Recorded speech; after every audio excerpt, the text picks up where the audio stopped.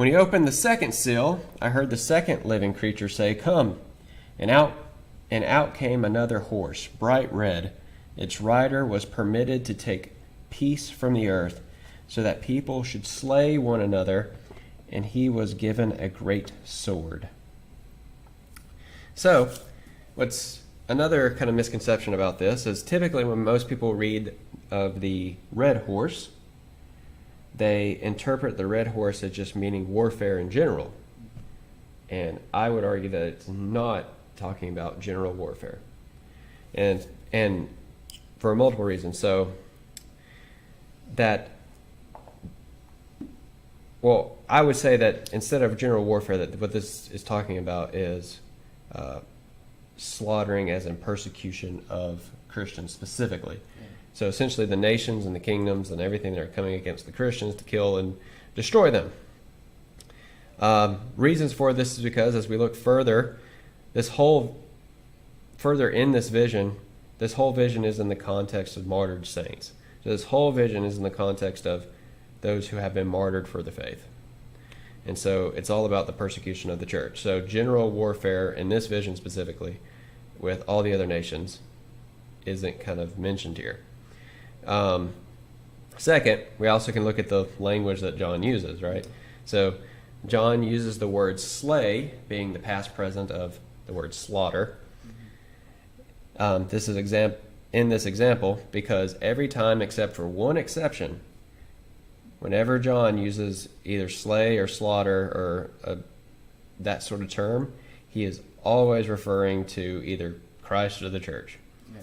There's only one exception for that, and that's Revelation 13:3, when the beast is slaughtered at the end, right? So we can kind of deduce from that, and that even extends outside of Revelation itself. Even in his epistle, 1 John, he does the same thing. And so we can kind of deduce from that what he's talking about here is the slaughtering of believers. Right. Specifically, the persecution of believers in this case. And also, it's important for us to look at. We gotta get some Greek in there for you. Yeah. That it's important that we can look at is that it's translated here that he was given a sword. So the word sword here is makiria. It's really, when translated into the Greek, it has more of a connotation of when it's being used. It's used typically as a sort of like a knife that has a dull side and then a sharp edge. So it's more along what we would consider a single-bladed knife, not a sword that you'd see like a soldier. Like a battle sword. Yeah, a battle sword that you would be carrying. And the connotations with this would mean that this would be an instrument that was used for sacrifices.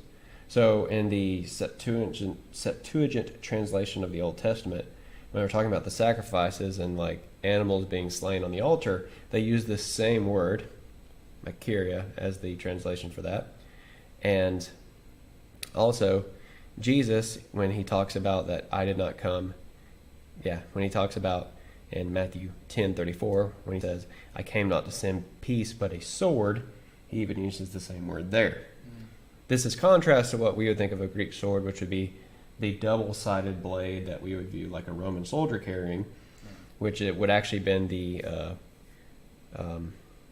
Greek word, I'm trying to pronounce this word, hold on, Xiphos. Mm-hmm. So that would have been the type of sword that was used as single-handedly for battle. Right. So that's not the kind of sword he was given here. So specifically, everything's pointing to the idea that this is slaughtering in the sense of sacrificing, so that that the blood of the saints are being spilt for as the same way that the lamb is slaughtered.